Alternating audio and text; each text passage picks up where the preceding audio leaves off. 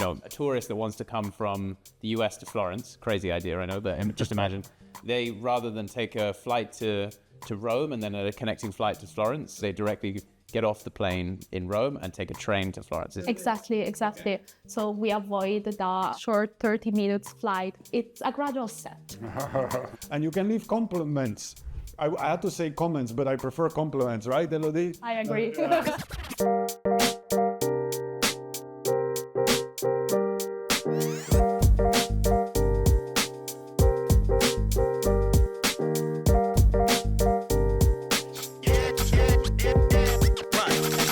Hello everyone, and welcome back to the FSR Policy Briefcase with me, James Kneebone. And me, Leonardo Meeus. So before we get started, just a quick reminder for those of you listening on SoundCloud or Spotify, you can, if you so wish, watch this show now on YouTube if you prefer video format for your podcast. Of course, leave us a like if you get some value out of these episodes, and feel free to use the comment section to ask questions, leave feedback, suggest future guests and topics. In any case, today we're joined by Elodie Petrozziello. Was that all right? Was that a reasonable pronunciation? Perfect. I've been practicing, honestly. Who's a research associate at the Florence School of Regulation. Elodie has a background in law and climate diplomacy, but here at the FSR, she applies that expertise to the subject of transport. So, Elodie, thank you very much for joining us. Thank you for having me. I really enjoyed your policy brief, which builds on the insights from one of your Florence Intermodal forums. As I understand it, this forum is kind of an annual gathering of European transport stakeholders where they tackle the most pressing policy issues of the day. One of those issues, nodes, was the focus of the 13th Intermodal Forum, right? So I think it's a great topic for a podcast like ours, honestly. And if I've got this right, nodes are essentially locations where different transport networks intersect. So these could be intermodal nodes, like a connection between rail and air transport, or key links within a single mode, right? So like a major road junction, for example. And I think, no matter our area of work, we all experience transport networks firsthand, passing through nodes, even if we don't always think to call them like that. We all know things where they work well and examples where they don't, right? So, which is why, for me, I was surprised when at some point you mentioned the Antwerp Ring Road as a success story. I feel like every time I drive through Belgium, I end up stuck in traffic there, but maybe we'll get to that later. But leaving Antwerp aside for now, I really enjoyed how you linked the subject of nodes to the development of the Trans-European Transport Network, or TEN-T for short. Energy experts listening might notice the resemblance to TEN-E, a similar long-standing initiative for connecting EU energy networks, which incidentally was the focus of our episode, right, with Katerina Sicalmagni.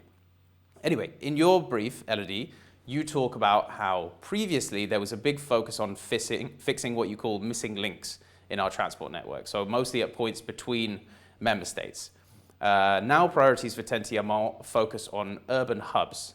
For any listeners who aren't so deep in the subject, perhaps you could give us a couple of minutes on the evolution of European policy aims for TEN-T and what exactly urban hubs are, as they seem to be such a central theme of your work. Sure. The TEN-T policy has quite a long historical evolution from 1957 with the Treaty of Rome, where the concept of a common transport policy was mentioned, to 93 when with the Treaty of Maastricht we have the TEN-T network mentioned, to 2013 when the TEN-T regulation, the first TEN-T regulation, was actually adopted, and there are mandatory requirements, and also the role of urban nodes was formalized. So it took time, but with the latest development of June 2024 that you were mentioning before, we now have the shift from the missing links to the urban nodes. The focus is now to not build a connection from one city to another, but to really focus on the last mile connection. And as you mentioned, indeed, urban nodes are urban areas where there is a transport infrastructure present in the area. And when I mention transport infrastructure, it can be ports, it can be railway stations, it can be airports, bus terminals. So And all these transport infrastructure is somehow connected, or it should be. That's why we, with the new regulation, we focus on these missing links and on these last mile connections, sorry. And they're essential for building connections with the missing links, with the European corridors that are these strong axes that we can also picture it in our mind. If we think of a map of Europe, we see that these long lines that maybe connect one city to another. And if we zoom in, if we pinch in on the node itself, we see that the infrastructure gets more complicated because urban nodes are the most congested part of the network. And if you stop for a second, you think about how urban nodes are crossed by so many different transport modes, but also by so many different people every day. We have commuters that need to go to work, to tourists that need to go and visit a museum. So it is very congested. We have passenger and freight traffic there. And so we see the importance that it was rightfully given by the regulation. Okay, very nice. And as you said, so there is this very recent revision from 2024, but the whole thing has a really long history. And we picked up in your text some very concrete requirements, like to have in these nodes to have a connection between the airport and the railway system, which I appreciate personally very much when I travel. So that's a very concrete one, and I had no idea that that was part of EU regulation. Also, there is a mentioning of a common signaling system, and that then triggers our next question, which is, what are some of the requirements that you think are important? And maybe is there a requirement that you were hoping to see in the regulation, but that didn't make it to the last version? That would be nice to know.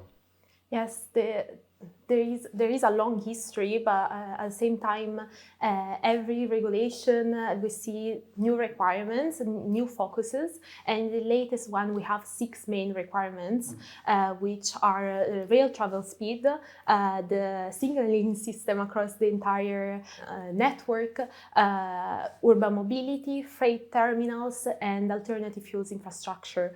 Out of these 6, we have 4 main ones, and with different deadlines. And for instance, the first important one is the one that you mentioned, rail connection to major airports. And for major airports is all these airports that have at least 12 million passengers per year.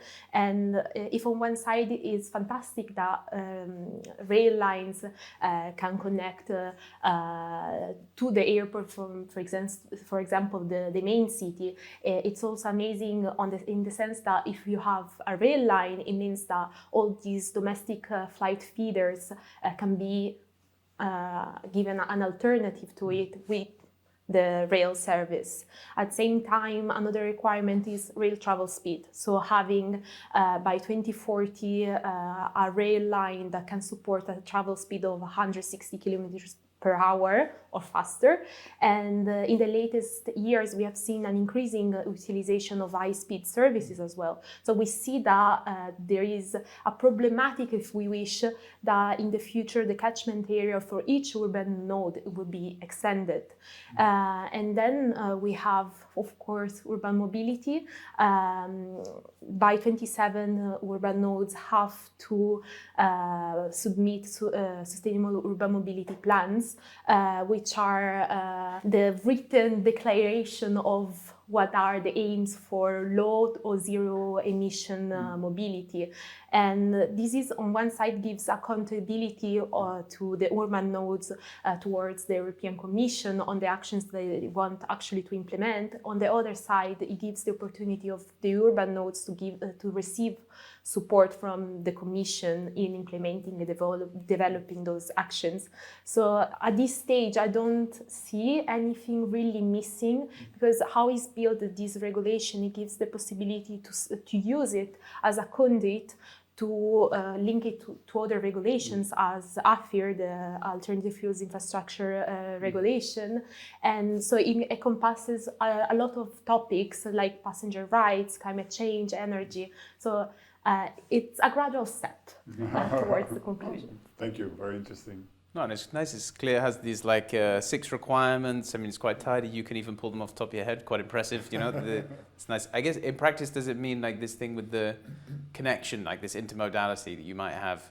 You know, a tourist that wants to come from the US to Florence. Crazy idea, I know, but just imagine they rather than take a flight to Rome and then a connecting flight to Florence, like Rome Fiumicino Airport has a high-speed line, so they directly get off the plane in Rome and take a train to Florence. Is that kind of the logic a little bit? Exactly. Okay. So we avoid the short 30 minutes flight when you can have 1 hour long rail travel. Okay, no, very good. It sounds sensible. So I want to talk a little bit about governance. I think it's another one of those areas where it's kind of, we can all relate a little bit. You know, we all have governance issues in our topics. And reading the brief, my sense was that governance is really a huge issue for integrating these urban nodes, right? So, for example, there seems to be a high risk of misaligned incentives. So might be between local, regional, national, European stakeholders and investors. You talk about the need for centrally appointed neutral coordinators, I think they're called, and for convening various interested parties more effectively. And you know, all of this sounds like more coordination and structure to the governance, but at the same time, I get the impression that there's a lot of call for flexibility and differentiated solutions, as their specific characteristics seem to vary so much. And I'm not surprised, because you're talking about more than 400 nodes across Europe in the paper. So I was wondering, what can European policy do to impose a common governance structure that promotes decisions in the wider, let's say, European interest, but still allows for very local solutions? I mean, are both possible? What are the limits? I mean, are there some examples that occur to you when you think about these problems? As you said, is complex. Yeah. Because if from one side, urban nodes are urban areas with their geographical area, with the catchment area that can be extended, as I said before, by the rail services. At the same time, there are some that manage everything nationally, others that manage everything locally. So if ideally urban nodes are these multi-actor, multi-level governance areas, in reality, they are all different. There are some that organize themselves by national law, others by political practices, others by informal meetings among stakeholders. It is quite different, the approach is quite different for each one of them, but at the same time there is some need of understanding, and the Sustainable Urban Mobility Plan is a tool that can be used by stakeholders, by the local authority, to actually try to coordinate at both local and national level and European level in particular. And and at the same time, we also have European corridors that are as well tools to let this coordination to happen. We have different examples, like the Czech Republic, for example, manages everything that is large infrastructure projects at the national level, centrally. But it gives the possibility to cities to express their opinion, to try to understand if there is something missing in the national idea. There are others that choose to give freedom to the local level, to have the local authority manage everything. So it really, on one side, we must understand how locally things work, but then have and use those tools as SAMP and European corridors to better help this coordination to actually happen. Forgive me, but how might that work in practice? Because like you said, in the case that it's dedicated the planning mostly to local authorities, I mean, their needs and interests are much more, you know, in the category of, I don't know, commuting, or I don't know, they maybe are resistant to high-speed transport routes that might bring large numbers of tourists, or, you know, their interests are fundamentally much more local, right? So how do you, in practice, reconcile that with European? I mean, how does it work? Is it this benevolent coordinator that is like an all-knowing figure that understands everybody and can well synthesize? I mean, how does it work in practice, or is that an unfair question? No, in theory, is, as you said, the coordinator that should be able to know everything, but dialogues among different stakeholders within the same national reality is very important, because there are some realities, like the Spanish one, for example, where they actually have very extended catchment areas. So if you don't really talk with the local authority, you're not really aware of the catchment area, meaning the number of people that take high-speed services to actually commute to work, for example. Okay, yeah. So now in 25, there is a deadline for appointing the national SAMP coordinator. That should be that figure that should solve it all, basically. Okay, cool. We didn't come back to Antwerp, but what I read as a Belgian citizen in the media was that somehow they found a figure like that.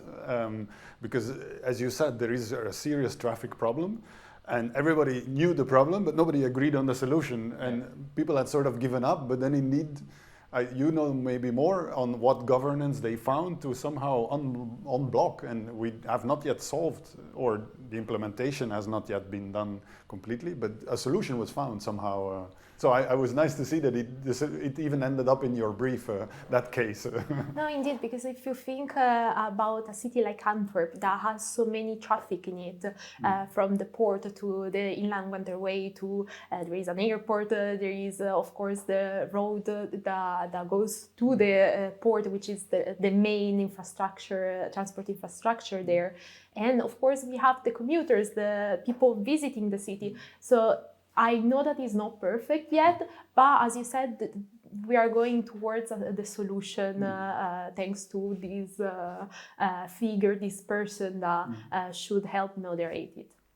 Okay, let's go to I think the last question we had prepared is to come back to this innovative way in which you've produced the brief, right? Because at the origin of the brief was this Florence Intermodal Forum, and it was already the 13th edition. So then we have to ask, so what's next? Will be there a 14th, a 15th, and any idea on what might be covered there? Yes, actually, we already know the topic of the next forum. If in this forum and in this policy brief, we try to give some a sort of set the scene of what urban nodes are, what is the governance structures that exist, even if we see that is quite complex. In the next one, we will more look at the digital side of it. So the single digital booking and ticketing, and try to understand how multimodality can happen in reality, because the TNT has so many different topics that touches, and we try indeed to facilitate through our dialogues the implementation on intermodal solutions. And I think you too had difficulties in booking multimodal journeys, and myself I had difficulties, and so has over a third of the respondents of the latest Eurobarometer.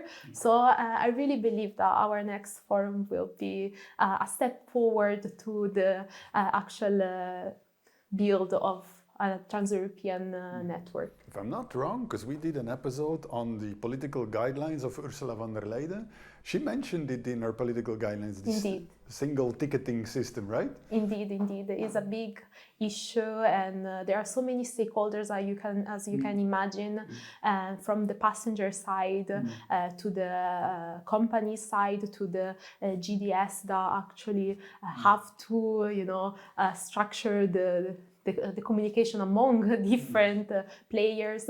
So it's quite a priority for the European Union, and hopefully we will see something already this year in 25. Very interesting. I will definitely sign up for that one. Okay, I think we can conclude. Thanks, Elodie. It was really nice to talk about transport and this specific topic. From now on, 10E is 10T for me, right? So, yeah. And just to close, we also wanted to make sure that everybody knows that you can not only watch an episode, you can also subscribe to our channel, and you can leave compliments. I had to say comments, but I prefer compliments, right, Elodie? I agree. So let's just focus on that, and hope to see you all back at some point in our future episodes.